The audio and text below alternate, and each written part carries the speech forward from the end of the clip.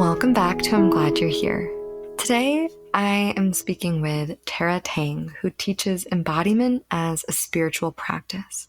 The definition of embodiment is the representation or expression of something in a tangible or visible form. When I think of embodiment, I know what that looks like for me now.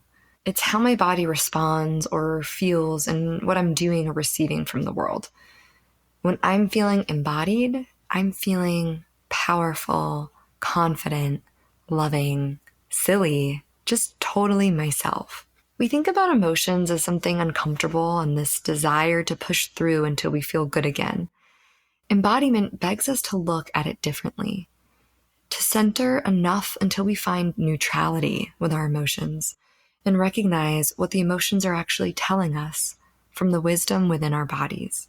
It sounds silly sometimes to put so much trust in our bodies because we're trained with our heads our whole lives to perceive the world in a cerebral way. As I step deeper into my work as a training therapist, I see how deeply that can keep us from our truth. Our body is so intelligent. Our body knows what it needs, what feels safe, and what is right for us. The process of embodiment is finding the right individual ways to tune into our body, to understand how it communicates with us. Tara works with individuals and holds group containers for this work. She is someone who stands so proudly in her body that immediately I felt so strong and incredible in her presence. Something I love about her is that she is focused on dismantling purity culture. She's helping individuals find alignment in their values and beliefs so that they can build healthy sexual ethic and thrive in freedom and wholeness. I also mentioned in this episode starting a book club for Tara's debut book, Your Body is a Revolution, healing our relationship with our bodies, each other, and the earth. This is still something I would love to do, and maybe shoot me a message on Instagram at I'm Glad You're Here pod so we can start forming these incredible circles. I'm excited for you to give this episode a listen. Let's get on to it.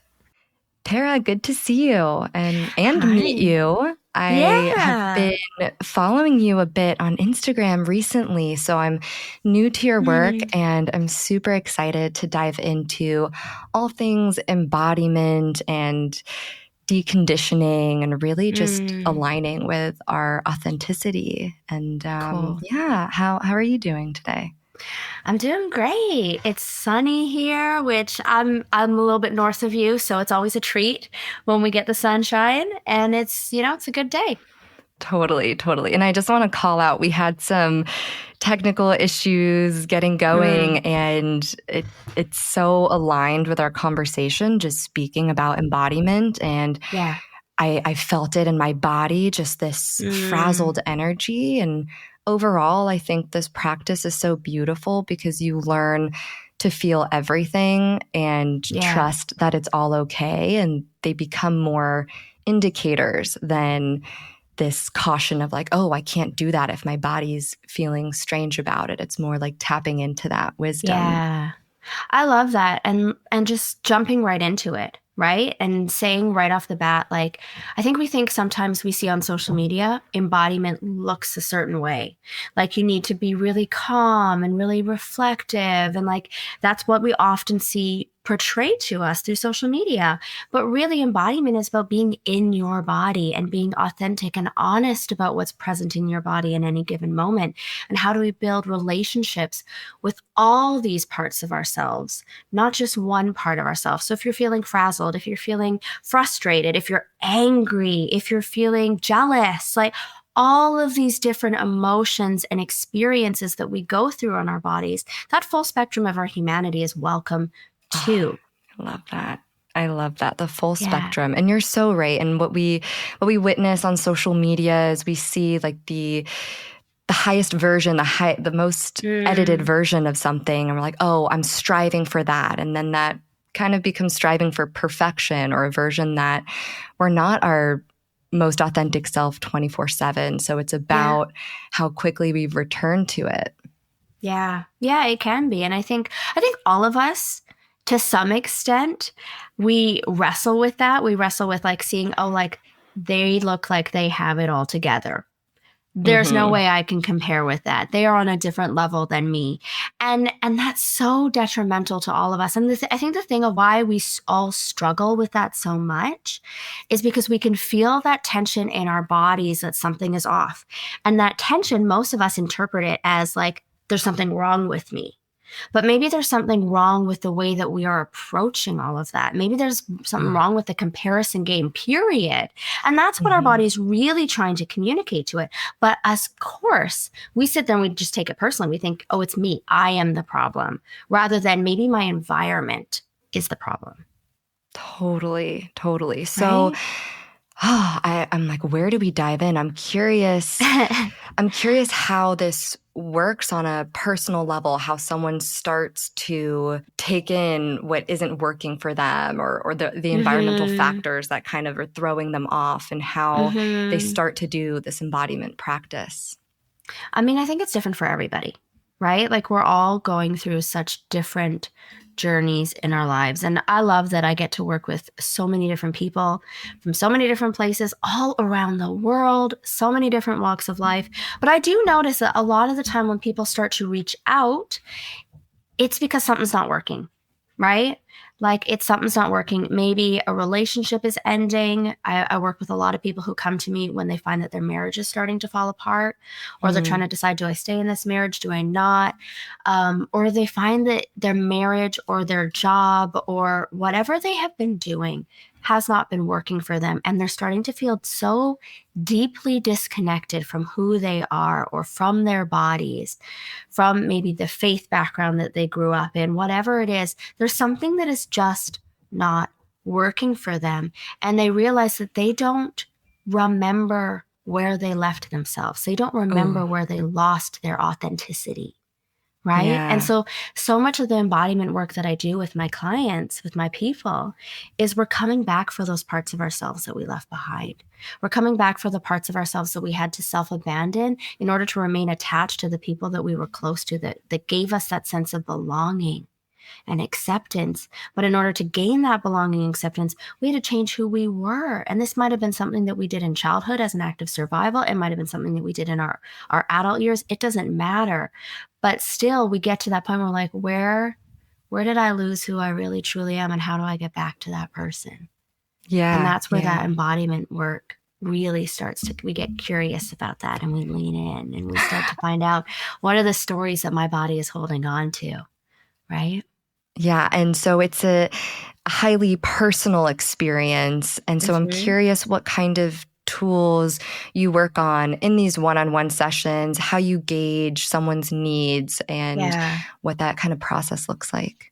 Yeah. Well, the work that I do with clients, I don't know what everyone else does as somatic practitioners and embodiment coaches. I really have no idea. What I do is I walk into sessions having no idea where it's going to go. Quite honestly, I worked with a I love brand new that. client. It was our first session just yesterday. And, she was expressing how she was feeling a little bit like uncertain. This is new. This is unfamiliar. My body is just wondering what's going to happen. And I was like, great, me too. I have no idea what's going to happen. Right. Because I don't set the Mhm. agenda of where we're going or what we're going to do or where your journey is going to take you. That's not Right. my role. That's not my job. My job as the facilitator is to hold the space for the magic to happen. My job is to help you learn how to lean in and listen to your body. My job is to help facilitate the conversation that you have with your body. I don't Wow. dictate where it is that you're going to go. So it is a highly personal journey. We tune in, we learn that somatic skill of slowing down and noticing and listening. So let's even try it if you feel up to it right now. Totally. Let's do it. Let's try something right now. What do you notice present in your body in this moment? If you were to drop out of your head and drop into your body, do you notice Mm. sensations? Do you notice, sometimes people notice colors. Sometimes people Oh. notice, oh, I feel really tense in this part of my body. I didn't realize I was clenching my jaw all day, right? Yeah, I feel the bottom half of my body feels very Mm, heavy and like okay. rooted. I Hmm. feel a little fidgety in my face. Okay. Yeah. Yeah. And what does it feel like to be with those parts of your body that you were drawn to? Draw your attention to these places, be with them. And here's the thing, we don't have to do anything to fix or change them. We Yeah, just want to be with them. they feel like two different parts of me. It's Okay. interesting. Yeah. What is the heaviness in your lower half? What does your heaviness want to communicate to you? It's kind of supporting. Mm, It feels like it's offering that grounding. okay. Yeah. Yeah. And how do you respond when you feel this part of you communicating that offering of grounding? I love it. I feel Mm, feel safe from it. okay. Yeah. Can you lean into that and allow yourself to rest into that offering of grounding? And as you do that, what do you notice? Does anything shift within you?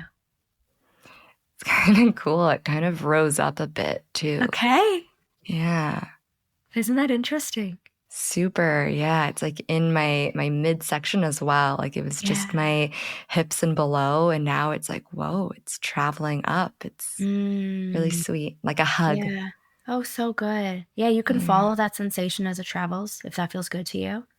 And then that fidgety sensation that you were noticing, wherever that is in your body, can you go back for that? And what do you notice when you simply be with that part of your body? What is your body trying to communicate to you through the sensations? And remember, we want to look at this with curiosity, right? Whatever it is that we find, we're simply looking at it as neutral communication, neutral feedback.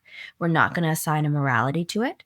What we find is neither good nor bad. It just simply is. We're like little scientists and we're just doing a little experiment I and we're love just looking at that. the data. Yeah, there's I'm just hearing perfection. Okay. Yeah. So Hmm. maybe you're feeling a lot of pressure to put out a great podcast, Totally. right? We've Hmm. had couple little tech things going on. And so we're feeling a little Absolutely. jittery because of that. Absolutely. Yeah. Okay. So what does that part of your body need from you now in this moment?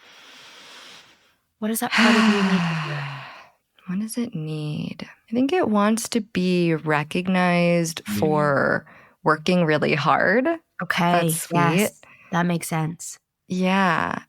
It's like it wants to be able to relax, but it Mm. needs that pat on the back first. Okay. Yeah. Can you give that to yourself? Yeah. Okay. And how does this part of you respond when you receive that validation? It's still trying to look out for me. It doesn't want to go Of away. course. Of course. And so can you just make the space for it? Right? So often Ooh. we want to look at these things and we're trying to fix them, we're trying to shut them down, we're trying to change them, right? This is like we put these things in like that personal development, self-help, growth. We're on our healing journey. And what is the underlying of all those things? We're changing something, right? Mm-hmm. And so rather than changing this part of you, you've already said that this is something that's trying to look out for you, that's trying to protect you. So can you just acknowledge that there's this piece of me that is looking to keep me safe? Yeah. It's it's really cool. It's kind of saying I'm part of the same, like that safe and grounding energy. It's Yes. just showing in a different way, but It's it's showing up still differently. supporting. Yes, Yeah. exactly. So can you just be with that and say, hey, I see you. I see that you're trying to keep me safe. Thank you so much. Yeah. And how is that received? It's sweet. It's giddy. Okay. Yeah. There seems like there's this wholesome energy to it. Yeah. Yeah. Mm. It felt really good to give it some love because Mm-hmm. that feeling was, I don't want to be neglected. Like I'm here to help. You're not Yes. recognizing that. Yes. There you go. Yeah. I think that's Beautiful. so interesting. The thing that I've learned about working with people and their nervous systems and their bodies for so long is that our body's primary goal is to keep us safe. Mm-hmm. Number one, primary goal is to keep us safe, to keep us healthy, to keep us surviving, right? And our body responds to whatever we read as a threat of danger and tries to find what is the most favorable outcome here. What is going to Yeah. keep me alive and keep me safe? Your body is wired for safety. And so it's always going to be looking for that safety. And so often we're fighting against our body a lot of the time, right? Sometimes we do need to make shifts because sometimes we're going back to survival patterns that have served us so well in the past, but we don't need them anymore. We have outgrown them, right? And so this is where we see like, Yeah. oh, this is where I'm reenacting my childhood trauma, maybe. A lot of us are kind of waking up to these things and we're realizing the impact of every experience that we've ever gone through in our lives still stays with us because it's influenced in our nervous system, right? Like I Yeah. am the age that I am today, but I'm also 7 years old. I'm also 15 years old, right? Like all of those Right. pieces of ourselves still exist somewhere in space and time, and they exist in the nervous system, Yeah. right? And so now we're realizing, oh, sometimes I'm just going back to the thing that kept me safe at 7. I am still just a little 7-year-old trying to make her way in the world, wanting to be safe. And that's this pattern that has come back up. But that part of me in my nervous system does not realize that I'm actually in my mid 30s. Yeah. It's acting the Right? same, It's right? acting the same. And so we can be so tender and gentle with ourselves rather than like, oh, I can't believe I'm repeating that cycle again. I can't believe I'm doing that thing. I know better. I shouldn't be doing this anymore. Now we can go back. Like, would you say that to a 7-year-old? No, probably not. The 7-year-old is just doing the best they can. Right? Totally. Right, right. Yeah. And you said something so important too, that's like we're acting a certain way in our past to survive. Yeah. And so it's when we step out of survival mode that we start acting in the same ways because it's that learned behavior. And I love that instead of, Totally. repressing or being upset at yourself for acting a certain way, it's recognizing where that comes from. That's IFS, that's parts work. Exactly. That's It's pulling parts those work. pieces. It's parts work. Exactly. Exactly. And so that's one of the approaches I really love is utilizing. I have a background in psychology before I turned to somatics. And I'm not a mental health professional. I'm not a therapist. I'm a somatic practitioner. So there is a really important distinction. But we can draw from these different healing modalities that can be really helpful. Yeah. Right. And so internal family systems, IFS, parts work, so helpful. And I love bringing that together with somatics because it's almost like these two pieces of the puzzle that so beautifully come together, right? Yeah. Recognizing that we have different parts of ourselves. And it's just natural that the next step would be, okay, well, where do those parts live? Well, they live in my nervous system. They influence the choices that I make every single day. They influence the things that I'm going to say, how I'm going to say them, who I'm going to feel safe saying them to, how I'm going to show up in the world. Like all of those things show up in my nervous system. So of course, the body comes into the conversation. Yeah. Of course. Of course. And so many of my clients come to me at that point where they really understand these things intellectually. They know the story of their lives. They know where they've come from. They've spent a lot of time in therapy. And now they're wanting to bring the body into the conversation. And so this is the beauty of somatics. Yeah. And as you were saying that, I was thinking how popular it's starting to become in the talk therapy space, like the body keeps a score, these conversation epigenetics, conversations around the body. And still it feels like the lens is, oh, we can get a massage or a fascia massage, get rid of the tension, not deal with it. And I love that the work you're doing is, let's actually call that in. Let's actually plug into the body and use the body's wisdom because we're day to day, our society, we're so stuck in our head. And there's a lot of work that we can do with our subconscious and in our mind, but really dropping into the body, like, wow, what I've personally discovered is just how freaking intelligent our bodies are. And every time I tune in, it speaks so eloquently. It has so much sadness, so much grief, all of the emotions. Yeah, sometimes it's not eloquent. Sometimes it's like, fuck this shit. It speaks truth. It speaks truth. The body speaks truth. Absolutely. Because the body holds your story. Yeah, your body is the one that beautiful. holds your story. Right. And so, yes, I absolutely agree. And I think this is one of the big differences. Like you said, we're calling in rather than trying to fix. rather than treating the body as a project, rather than cutting and pasting and swapping as we might really in a medical sense, right? We don't look at the body, at least in Western medicine, we don't look at the body from a holistic standpoint. How is this system of our body impacting this system? We're starting to understand the science is finally catching up here in the West, where we're finally starting to notice that like, oh, even the things that you go through emotionally is going to show up in your body, right? Of course, it's going to show up as disease. It's going to show up as stress. It's going to show up as all of these things. But for so long, we've just swapped out the parts thinking as if I'm working on a car. Like if I swap up this part and I change the tires, things are going to be better. If I just fix the brakes, can you tell I don't know about cars? But that's the approach that we've had, rather than how can we actually step back and see how all of these things interact in the body. And now we're finally realizing that. And so instead of having that same relationship with our body, with ourselves, where we're trying to fix ourselves, when we're seeing ourselves as some sort of personal and professional development project, we're now calling the body in. What are the stories and the wisdom that you have to share with me? What are the places that we've been that I have even forgotten, that you still know the truth of what it felt like to be in that moment? Because there's part of you that is still in that moment now looking for it to be resolved. Yeah. It's a completely different conversation. And more importantly, it's a completely different relationship. And that's what we're doing out here. We're changing the relationship that we have with our bodies. We are humanizing ourselves once again. We're moving our bodies from objects and its to people, the people that we truly are.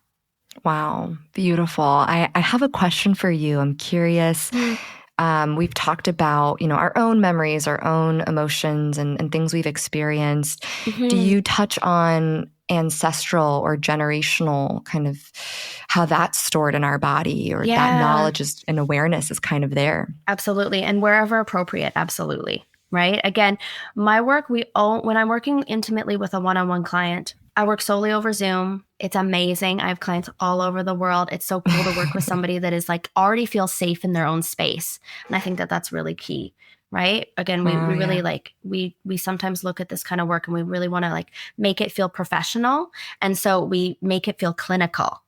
And unfortunately, we don't want to make our bodies feel clinical because that makes them feel foreign. And so I love doing virtual work because people already feel safe. They're in their home. Sometimes they call me from their beds. Yeah, great. They're Show safe. Up however they're you feeling are. good. You're safe. And you don't know where you're going on this journey. We don't know where we're going because our body is the lead and guide. And we only go where the body gives full consent.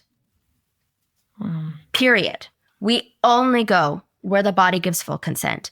We never, ever, ever push past our body's boundaries. When our body says no, we respect it and we listen. So this is something I love about somatics, is it's so gentle. It is so different than like shock therapy, exposure therapy. We're not trying to like make you get over anything. We're trying to let your body speak the truth of what you have gone through.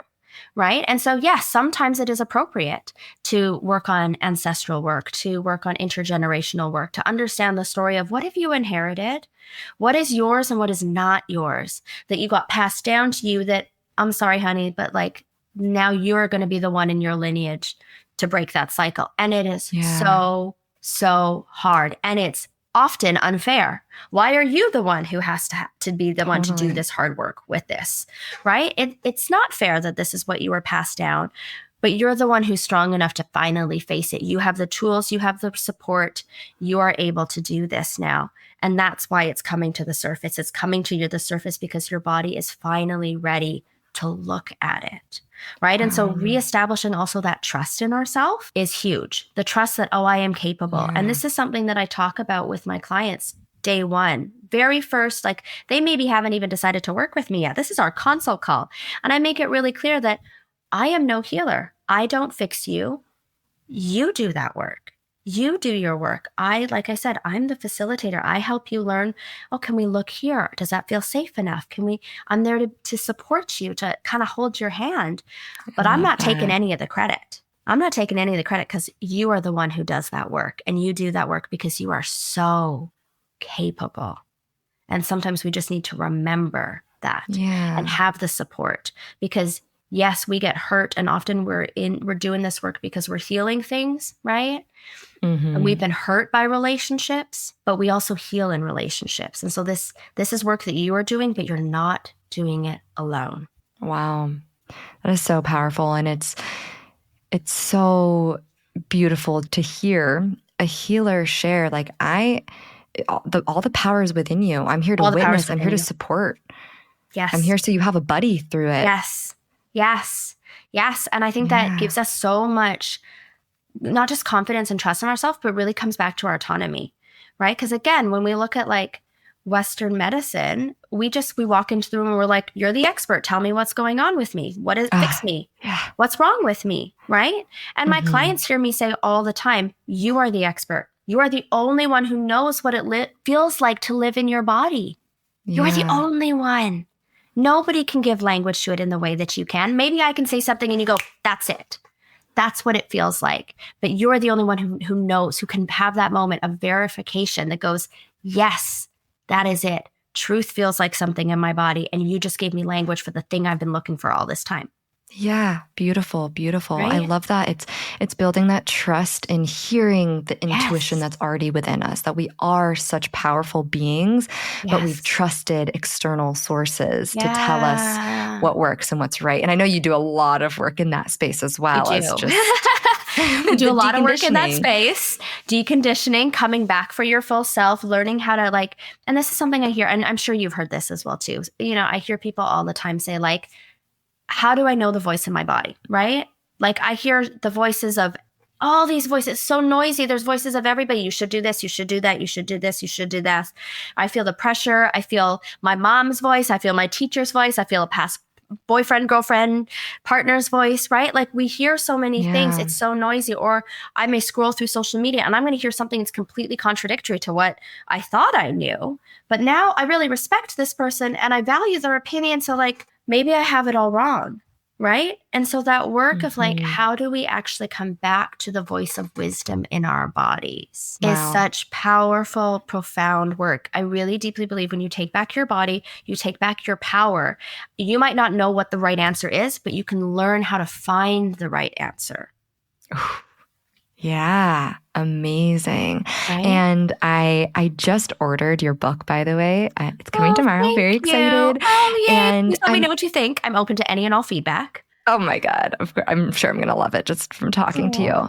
But I can't wait to read it. And I'm curious, is that a tool that we can use to start to answer that question? How do I come back into my body and what works for me? Absolutely.